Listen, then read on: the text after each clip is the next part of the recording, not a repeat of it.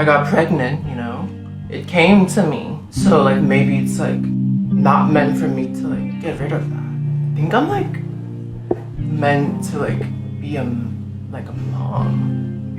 You know what I mean? Menstrual cycle you had. Do you have a menstrual cycle? How do you think something like this could have happened? Well, I've never seen a case like this in a male body, but yeah, babies find a way.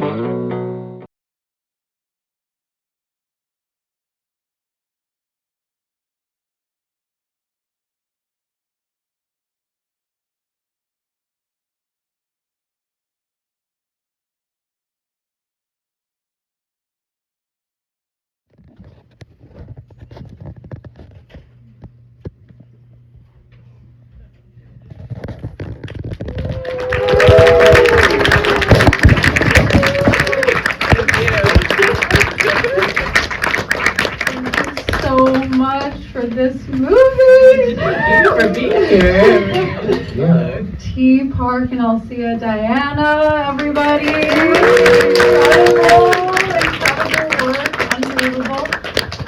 Okay, so we're gonna do the Q&A. Like, if anyone has questions, just raise your hand. I'll start. I'm just gonna say we're opening up to the audience immediately, but so I'll keep an eye on you guys. But T, oh my God, this performance is unbelievable. Truly, I was so lucky to see the movie at the Downtown Festival at the ROXY, and I was so struck by the depth that you bring to Cece. You bring so much comedy, and then it just hits at the end where you just like knock us in the gut, and it's just so impressive. Can you tell us what it was like to be not only the writer, director, but also the star of your film, Cece's Interlude? It came out of necessity, you know, because like I knew I wanted to make a movie.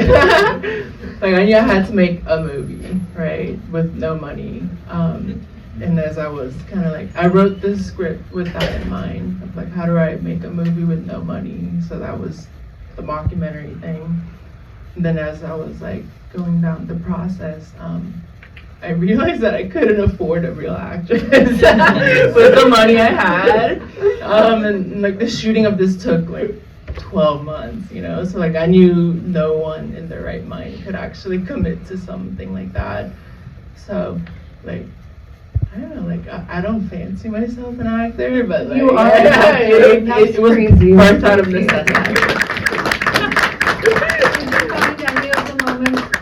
So I think that leads to kind of this, you're saying that it was super low budget, you were filming all year, for a whole year, and you and Alsea, it seems like, I mean, I've just met you two, but it seems like you're very close. And I met the girl who plays the roommate, who's here too. Amazing job, incredible. And you are just the roommate, so this is like, not just, how could I say that? But just you were there out of necessity. And so can you talk about making a movie with your besties, making a movie with like your friends, essentially? Do you want to start? Because you also edited. You were the producer and the editor of the film. Yeah, and T and I, we worked on a lot of stuff together at this point, and you know, really enjoy working together. And I think one element that comes into play, obviously, any like no budget indie film, you're relying a lot on favors and community and whatever. I think something that really came into play is we're both people who are like adjacent to like nightlife stuff, but like not actually in that world. And if you have a lot of friends who are like nightlife people, they are constantly making you come to the worst fucking things. Like, they're always like, come see my horrible fucking DJ set, this horrible fucking party. It's hosted by these horrible fucking people, and you do it 3 times a week, like every day of your fucking life. And so then when it comes time to be like, hey guys, so we have a thing now. Can you, like, in the actually, movie, like, yeah. like help out? Like, you know, you're owed a lot of favors by your tangential creative community. Yeah. Which like I think like we had more like film friends that we were like indebted to, then like you wouldn't be able to ask those favors, but because we have these like, you know, auxiliary creative friends who constantly ask something of you, you get to be like devious. Get this fucking movie. So was that whole group of friends that you have, are they who you're talking about? Are they the horrible DJs and everything? Pretty much. Those are our closest friends. Everyone in the movie is like a friend RL, except for Eugene. Tell us about Eugene. He's unbelievable. If you guys don't know Eugene Kolorenko, he's also a brilliant filmmaker, and incredible he filmmaker. is also one of my favorite characters in his movies too. So you used him he's such a good actor. Yeah, so. like I feel like we casted everyone. Like I wrote with people in mind, you know. Like, just to make sure, Eugene is the guy who's obsessed with the lactating. Yeah, the milkman. I want to talk about it. We need to like talk about that. But yeah, like we knew, like if realistically we wanted to get this movie seen by anyone, we needed like one stunt casting. Okay, so Eugene was your reach. Yeah, we wrote that role for like, it's like, we don't know a lot of guys who are like older, I was like, okay, Oh like, yeah, because you're very young, aren't you? How old are you? I don't know, I'm 26. That's right now. really young to make a feature. Holy shit. Okay, so just checking in with the audience. Does anyone have any questions? Okay, go Emma. Talk. Yeah, there are so many scenes that are in public places, like the mall and stores and stuff. Yeah. Did anybody give you any shit about filming any of that? One time, there was, place. yeah, Where was it? the only place was the block in downtown LA. Where That's we where meet the Alamo Eugene. is, yeah. Where we're meeting Eugene. That is the only place. That's the one place that kicked us out, but we still squeeze in some shots. before we Everywhere left. else, Yes, like that's what you do. Listen to that. Great advice. When you get kicked out, squeeze in some Yeah, no, shots. just fuck it and just no one film it. actually cares. Especially Yes. everyone makes a big deal about like, oh, in LA you can't film without a permit. Like, yes, you can. You're not being like an asshole. You're not like shutting down the street. And that was a real rave that we shot at too. That was probably like the worst day. Oh my god. Oh, I wrote down notes, and one of my notes was, it is so fucked up that vomit is real. I actually can't believe that. That's fucked up to do that. Oh my god, I'm better about it now, but while let me finish.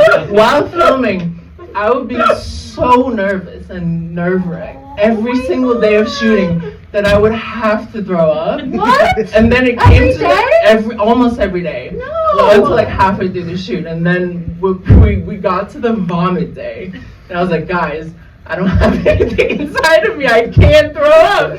So I had to eat something real quick. I was like, wait, give me 10 minutes. Okay, And I- your I vomit hate day that. is so misleading because there were like maybe 3 or 4 more vomit bits in this movie that are filmed that did not make the final cut. Did I make the cut? But so I think it's misleading to say like that was the vomit day. Like yeah, that was the main vomit set piece we left in. There's like 3 or 4 more vomit set pieces we cut. Like there were many a vomit day. I'm glad oh god, terrible. I'm better about it now. Okay, good. You need to get over that. But okay, so can we talk about the mommy stuff? Because I watched a short that you wrote today, and it also has a Same complex- actress, yeah. Same actress, very complex mommy-daughter relationship. And just I don't know. I just want to hear your talk. I want you to talk about it. Talk about my mommy. I don't know about sure. Why not? I mean- Maybe just like about the role in the film and why you keep coming back to this mommy. I don't know. I mean, it's not like I like set out intentionally to be like everything I make from here on out will be about my mom, but like it just kind of comes naturally. There we And go. It's like some Freudian fucked up shit in there. Exactly. Like a corner of my brain's always occupied by that. Who can't relate? Anyone I'm checking in with the audience. Anyone brave enough? Yes, There we go. in the back. Yeah, I'm curious about the tone. Like, we start out kind of laughing at Right. Cece, and then at some point, we're like kind of laughing with her, kind of grimacing. Yeah. And then you're like heartbroken at the end. It's a very unconventional but great sort of arc. I'm curious what you were thinking with that. Right. That's like a two-parter. One of them was like one of my goals was to make a really good drug movie. And every good drug movie kind of like follows the trick of the drug, you know. And this is like a cocaine movie, you know. So like the first half, it's like crazy shit happening, and then you like have the calm down in the second half. That was part of it, and then the sappy ending. Like I can't watch it without like laughing, cause like I knew that like it had to end on like an emotionally manipulative note, you know? Because like the idea is that So manipulative. I know. The idea is that the Sophie Ann made the movie, right? And like if she were to make the movie, like the only way you could end the documentary like this is to like squeeze some tears out of people, you know? Sophie Ann, who's also kind of a bad, quote, bad mommy because because she doesn't even, she's making a documentary about Cece's pregnancy and she can't even stay for the birth. It's crazy. She has her own shit to do, which, I know that you did it out of necessity, but I think you made the documentarian have this very interesting point of view. I'm glad. Yeah. That was probably the thing that we worked on together the most in the editing process, you know? Right. Well, she edited it, but like a lot of it, I don't know, like I had to really like tone down like how I personally would make the movie. Yeah. Versus like how this fictional director would actually make the movie. Yeah, that was the biggest, like, talking about Eugene, you know, I had a conversation with Eugene about this in relation to the code of, like, making a movie that is, like, in the text by a filmmaker of different and, like, in your own opinion, like, lesser sensibility than yourself, you know, and like so you're constantly like in these positions where you're like, well, I really want to do this is what would feel good, this is what would be whatever, but that's not what this character who's making this movie What's would her do. name again? Something Ann? Sophie Ann. Sophie Ann, yeah, perfect name, totally sets the tone as well, yeah. That's such an interesting challenge as an editor and a director. Yeah, I feel like so much of the text of the movie's actually like the polar opposite of my sensibilities, you know? Like And- the score, Right. I never listened to this. I knew I was like, okay, I never fuck with like Midwestern emo. So that's why like the score has to be that, right? Yeah. Was that like a kind of freeing way to make this film? Did it feel like, I mean, you were adopting a different point of view, so there was a way of like not really, like you own the film certainly, but there was a sense of removal. Maybe how did that affect your Yeah, process? yeah, that's how I was able to like be totally free acting, you know, because like I had to make up a fictional director. It was like half the shoot I was like, it didn't even feel like I was directing, you know. The spirit of Sophie Ann was behind the cameras. And wait, so in the last Q&A, I think I heard that it was Sophie Ann. I was Sophie Ann Yeah. for like the entire movie. Like literally, Casey's there for the interviews with Cece in like her room that we come back to a few times, and we did those. Like most of the movie is shot pretty chronologically. Like when we talk about shooting it over the course of a year. It was like not quite a year, but it was supposed to kind of like mirror the 9 months of pregnancy. That was our justification for this very inefficient schedule. So, but all the Casey interviews we did like at the very beginning, and there's not a lot in the actual movie, but all of those interviews go on for like an hour.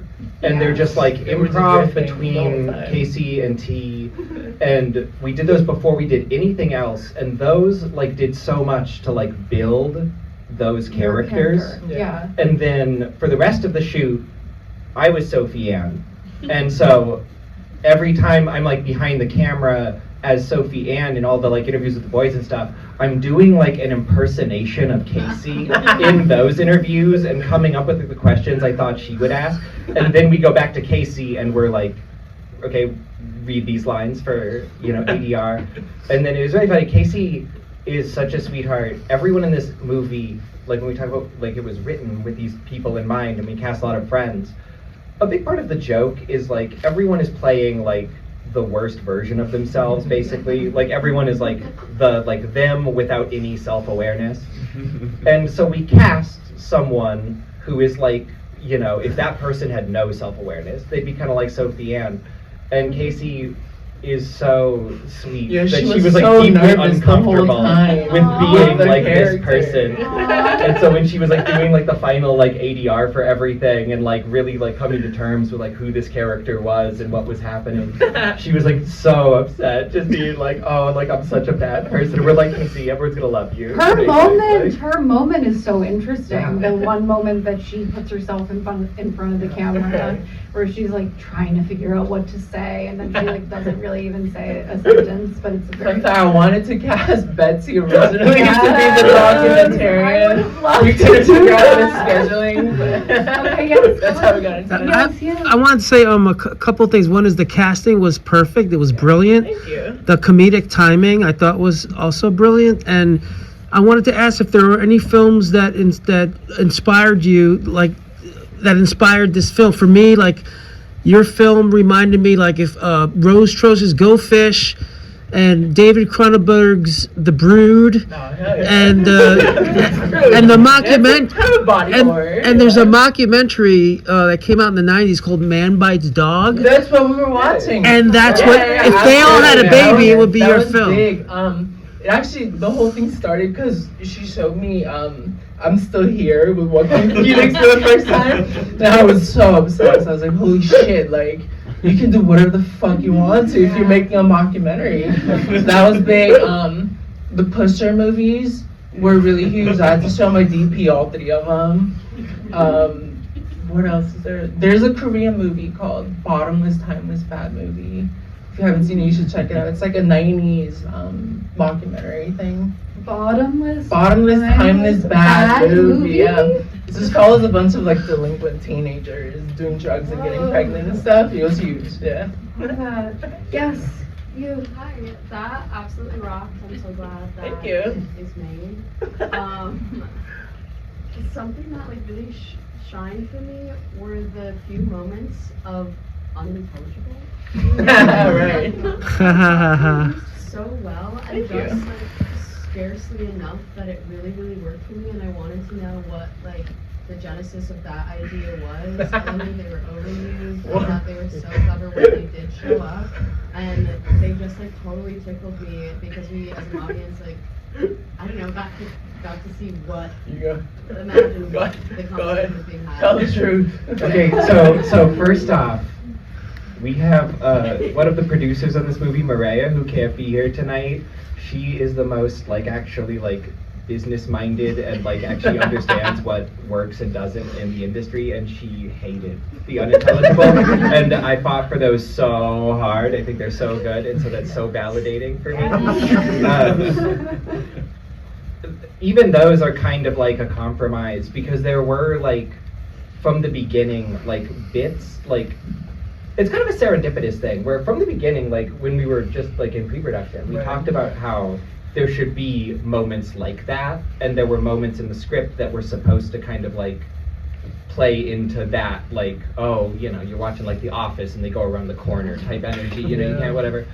And then those audio errors though are totally real.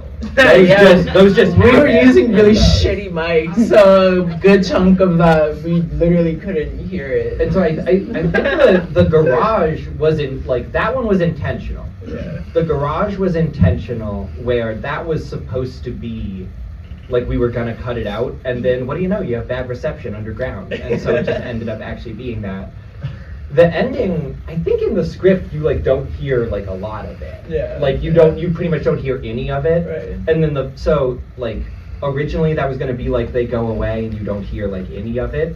And then the fact that we had this really good like breaking up, that again, that's totally real. The way it cuts out, we don't hear it for like 90 seconds, and then it comes back in right as Bari says, "You know I love you," right? Like that's real. That is like a real, just like, you know, the butterfly landing on Brad Pitt's hand in Tree of Life type moment. That just like happens. Thank you. But I'm really glad you said that, because that's, yeah, I really pushed for that. Yes, you in the middle? Yeah, you. Yeah, I wanted to ask, like, if there was anything about the making this that you've taken to, like, projects you've done afterwards. Well, I haven't really done much since we did one short that's still editing right now. But maybe, like, I don't know, working with first-time actors was huge. Like, I don't think anyone in the movie had acted before. Wow. Except for Eugene. Eugene and me do. Me, right, except for Eugene and the mom. Oh, yeah. Everyone else was pretty much like a first-time actor. And I think getting like the best performance out of, you know, people who normally don't act, I think that was like the biggest lesson. And also like to eat before every shoot, like that's huge. Like I couldn't eat, I physically couldn't eat anything for the first half of the shooting. I just want to say, because this seems like it could be all improv, but the script is really, it's very close to the movie. Yeah, there's a lot less improv than people assume. Yes, and I just want to point that out, because when I read the script, I was laughing out loud, and I like really was, the first time I watched it, I was so shocked and impressed by how close it is to the film, and that's really cool. And I feel like, because it was like a lot of first-time actors, we kind of like kept it. We at least got one take where we did the script, and then we did improv stuff later. You in the front, yeah. Love the movie. You mentioned I'm Still Here. Was that the first like seed of this? Where? Like, Dude, pretty much. Yo, I saw the movie. I was like so stoned. I was like laughing my ass off the whole time, and just like to watch like some dude self-destruct so like fearlessly in front of anyone the here camera, hasn't you seen know? I'm Still Here, go home and watch it. So like, it's right the away. most cursed movie now. Like, but that was, and the other seed I guess was like, and you had to be a mockumentary. And I just thought it'd be really funny if like I got pregnant. And I was like, well, it'd be really funny if I got pregnant. And there's like no fucking way I get to keep the baby if I got pregnant. That was a seed. It's amazing how I didn't even see that coming. I think there was, maybe that we have time for like one or two more. You, yes.